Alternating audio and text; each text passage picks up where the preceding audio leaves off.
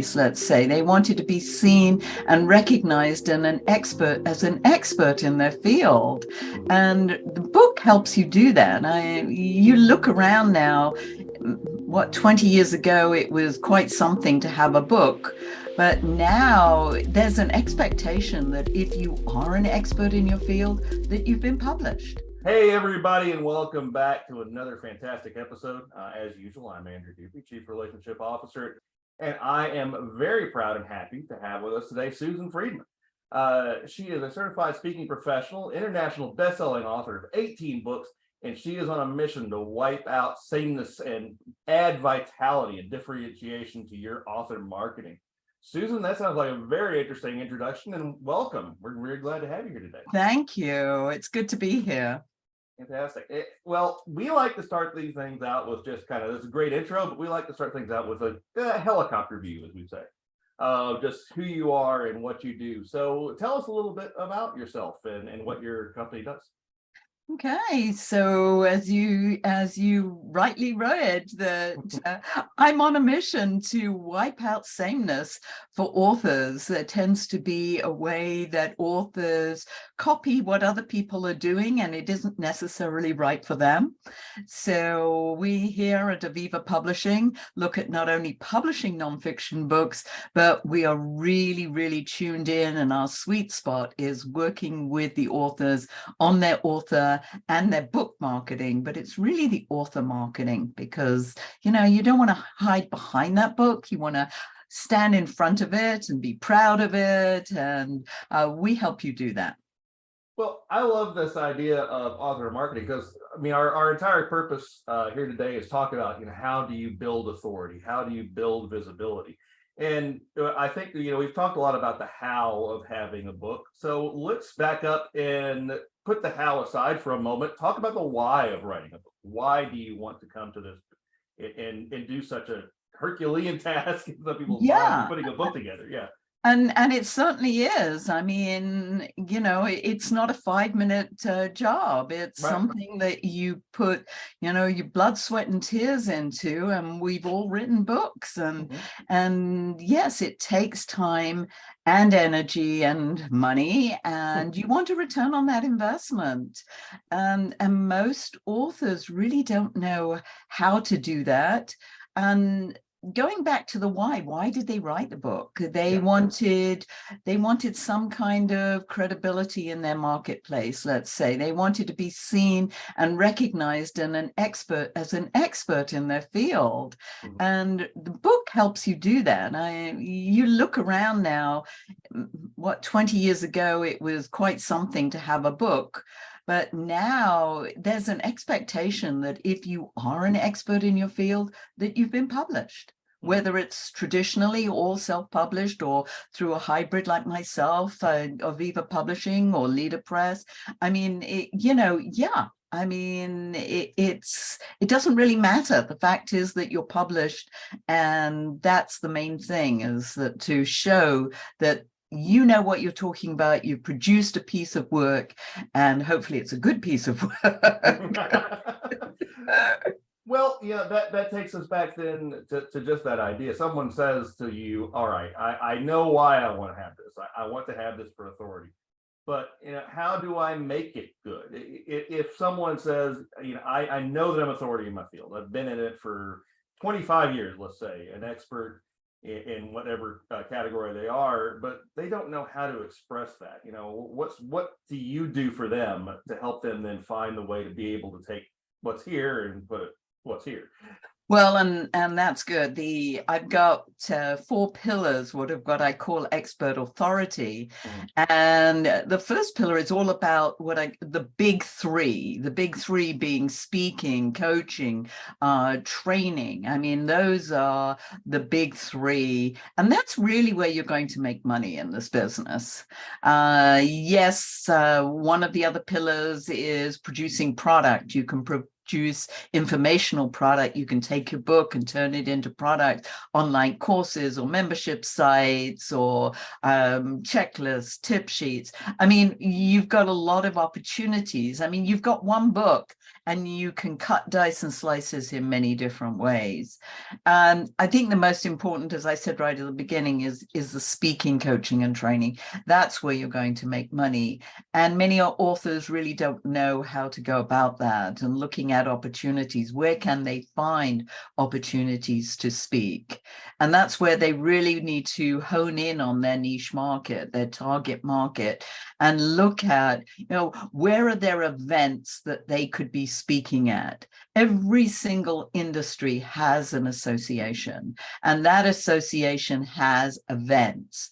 Now, they may not be paid speaking gigs, especially in the beginning at these events. However, if you are speaking to your target market, it's often well worth the investment to promote yourself that way so people can see and hear you, talk to you, and just really acknowledge that expertise, because obviously that's what you're sharing with them. Yeah, fantastic. And that is exactly what I was thinking. It's like, I think that the first part of a mindset you have to get into is the idea that this book is an anchor point to bring you into other things. You must break that concept of a book is only about just finding a readership and royalties. Yes. Those things that a lot of people think about. So how does someone then get their book to be visible enough that they then have those opportunities open up to them to become a coach, to hit a speaking circuit? How do they get that visibility? Well, again, as I said, looking for those opportunities. Where can you speak? Maybe it's in companies. You can do lunch and learns in companies where you would, again, share your expertise. It's not a one-time thing. Oh, I'm going to speak at this event and then everybody's going to know about me. Right. No, it's like you're constantly looking for opportunities. You're speaking to people in your niche market. Who's looking for speakers? Where are there opportunities for trainers? Are you looking, for instance, I enjoy doing training, workshops. You give me 3 days, I love it. Give me 40 minutes as a keynote speaker. I don't love it that much, but there are people who do love that. So it's knowing what you really enjoy doing. I love doing one-on-one coaching. I also love doing group coaching. We do all of that.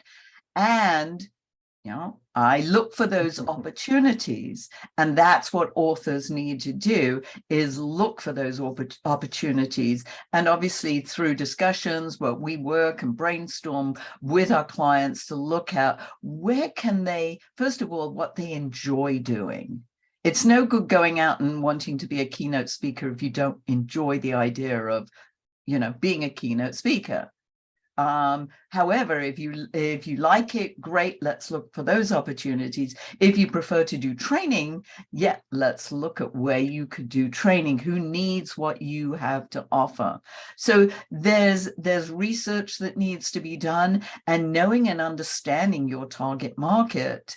What are their challenges? How can you solve them with with your material, the value that you bring to the marketplace? And how does someone seeking help from someone like you and looking for book marketing, how does that play into it? What is the relationship between someone that wants to have their book marketed by a professional and then later on them being able to find ways to get those opportunities? And that's a really good point. We teach people how to fish. We don't fish for them. We show you how to do this. It's a done with you service when we offer our authors the author marketing opportunities, where we help them put together a roadmap that will definitely look at what areas they enjoy and they can best expose their expertise to the marketplace. So yes, it's really what you enjoy, and how we're going to go about doing that and getting and finding those opportunities. But again, as I said, this is not something that happens overnight, just in the same way as writing a book didn't happen overnight. This is a long-term plan, 3, 6 months, a year, and on. I've had authors come to me, Andrew, and say, well, how long should I keep marketing my book? And I'm like, well, how long do you want to keep selling your book? It's like, it's not that you get to a point and say, oh, I don't have to do anymore. Now, you may do a little less because you get to what Malcolm Gladwell calls the tipping point. You push all the way up, and then you get to a point where it can sustain itself, but that's not going to happen before you do the upward push for just a while. Gotcha. So, let's talk a little bit then about that book sales. I mean, you absolutely have to have sales when you're getting into because that's something a lot of authors, potential authors, ask me when they're beginning this process and they're talking to us about possibly doing a book for them. It's like, now, how do I get to have 10, 20, 30,000 sales of my book in the first couple of weeks? Is that really necessary for somebody to have if they're getting into this? Well, I was asked them, making money with your book is something it's not going to happen that often. Right. That's why you're going to get paid for speaking. You can get paid $5,000 for a speaking gig, but think how many books you'd have to sell to make $5,000. At the same time, if you've got a speaking gig for $5,000, you can include your books for everybody in the audience, or that's an extra that people pay, the companies, the organizations, the associations pay. So you say, hey, people are going to want value, walk away with something. How about giving them a book? That's also opportunity for sponsorship. So there are different ways to skin this cat, so to speak, is that, you want to be selling the book as part of a speaking engagement, it comes as part of a training course. It's just part of that course, like you go to university and you've got, books that are part of that course. Well, part of your training is your book. Right. So it's just that, knowing that rather than trying to sell books in onesies and twosies. I sold 500,000 copies of my book to one company. Now, that one company had the same target audience as me, except that I was selling training and they were selling hardware, and we were in the exhibition in the trade show industry. And so it was a partnership, and they wanted the information for their clients that I was offering, and therefore my book was an incentive for them, and they actually gave it away, and they translated it into 5 languages. Now, did that happen overnight? No. I had to look at this whole operation strategically and say, who would be interested in the material that I'm offering? And that's the way we help authors think differently about marketing their book and looking beyond the bookstore, looking beyond Amazon. People get fixated with, oh, I know somebody who made a fortune on Amazon. Nah, I don't believe it. Or maybe it was one person. Yeah. Well, we've had our good results with our authors on that, but I want to back up just a little bit, because this is becomes such a complicated subject as you talk about it, in different ways. You're right. It's really hard to do that on Amazon, because there are people that do have success, or there's people that have great success and barely sold a single copy of their book, but there's also ones that needed thousands of books to do it. This can be really confusing for someone starting out when they're sitting there and saying, I have a great idea, I have a great business. I know that I have something of value and I know that I have authority, but how does someone navigate those first steps of becoming an author when they're being pulled in so many different directions? Self-publishing, hybrid publishing, traditional publishing. Explain that part of the world and what a potential author needs to be considering and considering those three different options. That's huge. How much time do we have? Oh, I know.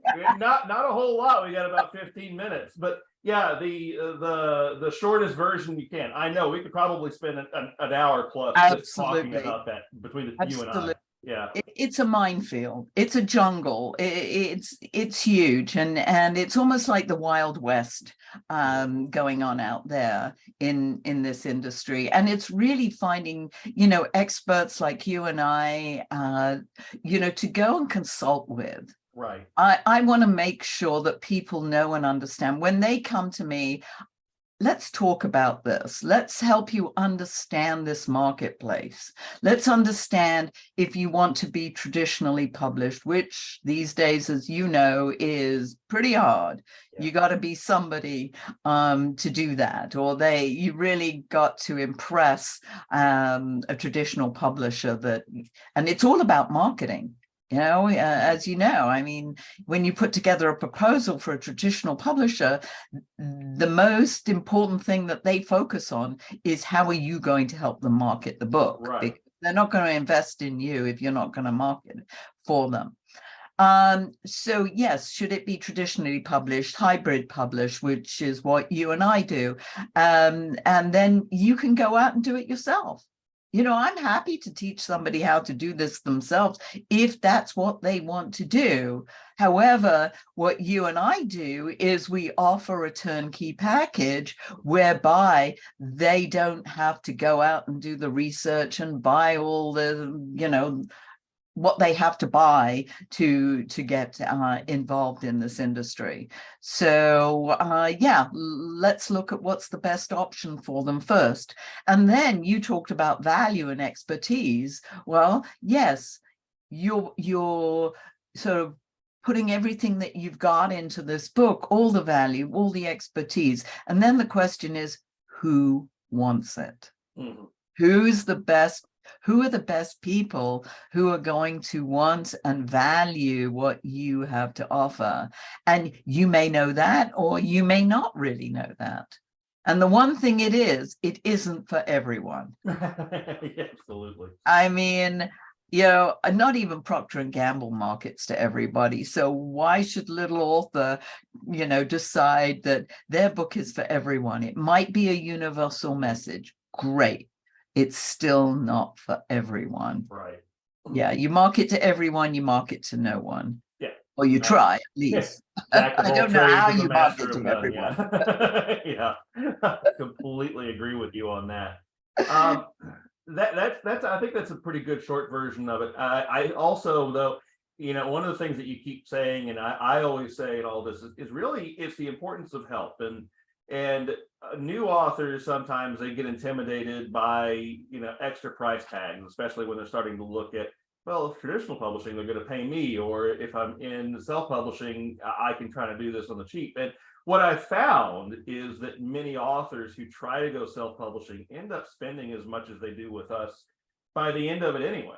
Exactly. And then usually then have to call us. A few of the books behind me were situations that were exactly like that.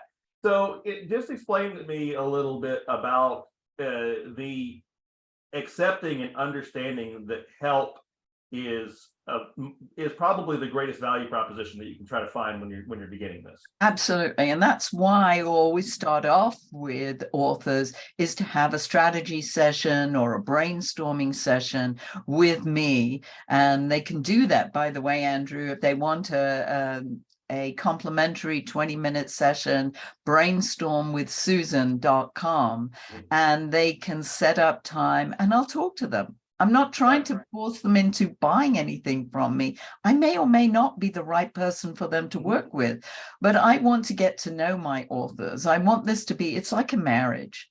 And you want to, you want to start dating, and then before you start getting engaged and you get married, I mean, you really have to feel comfortable with the people who you're working with.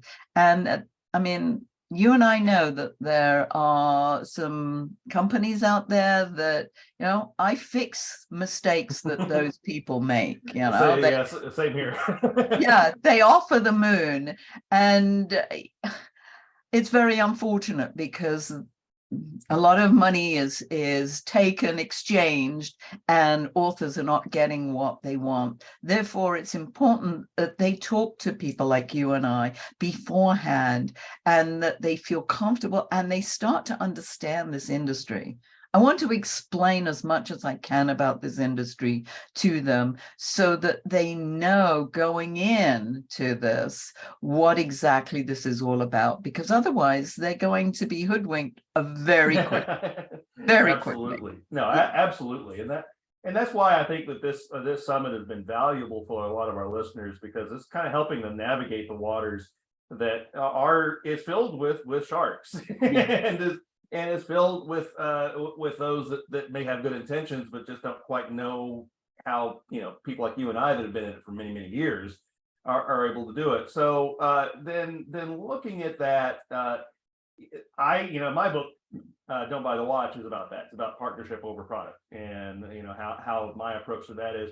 So I do just want to have one last little deep dive into that as we start to kind of wrap up. How important is it for someone to understand that when they're looking for someone to help them with their book, that good business begets good business, and that you have to look for someone that's got your best interest at heart, because your success is theirs.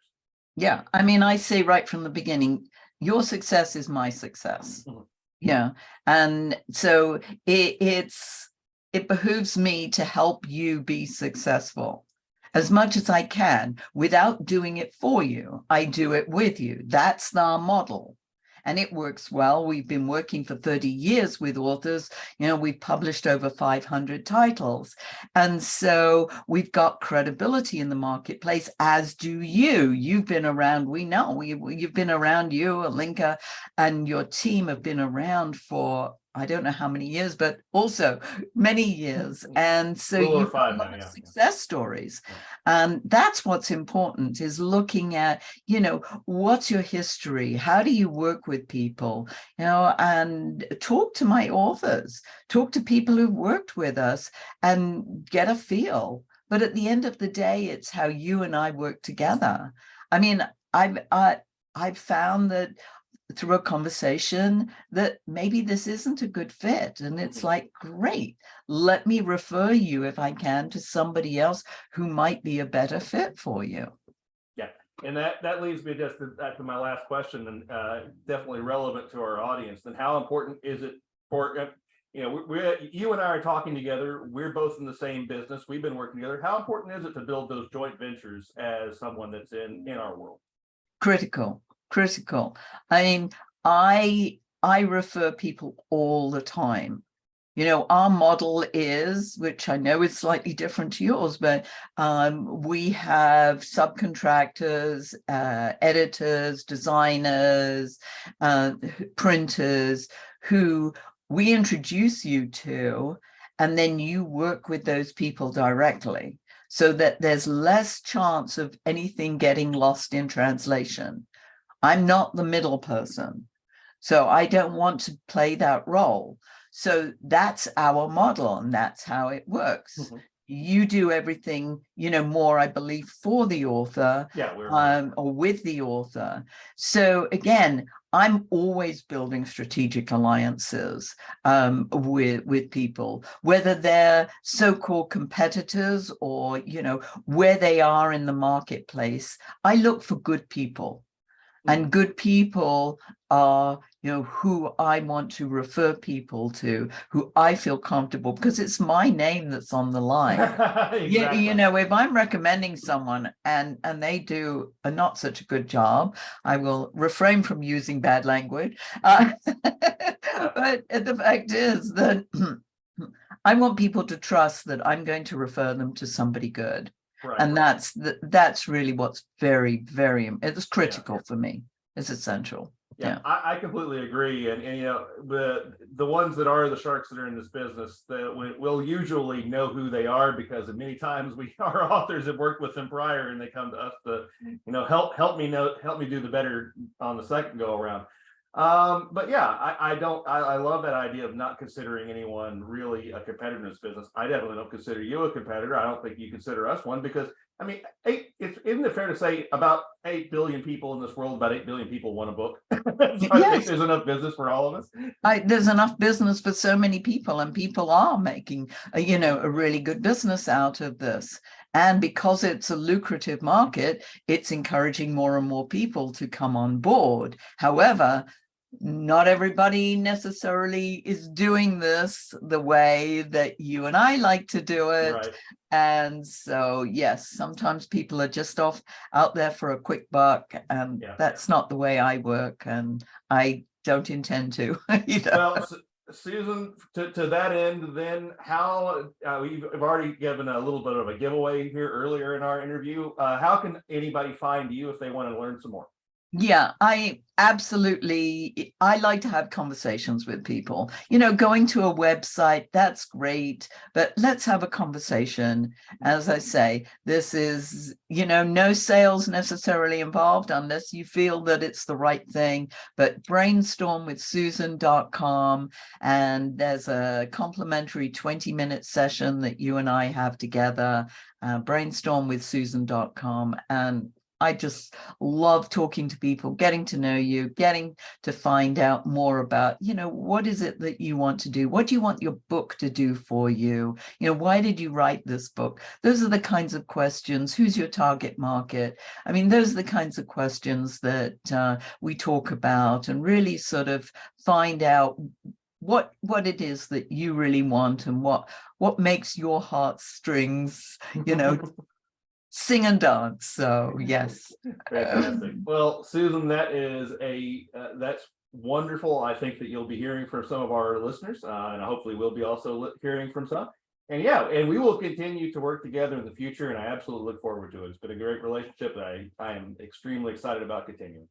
Thank you, Andrea. Me too. And thank you, everybody, for tuning in here, and look forward to speaking to you. Wonderful. All right, and thank you everyone in the audience, and it was a pleasure.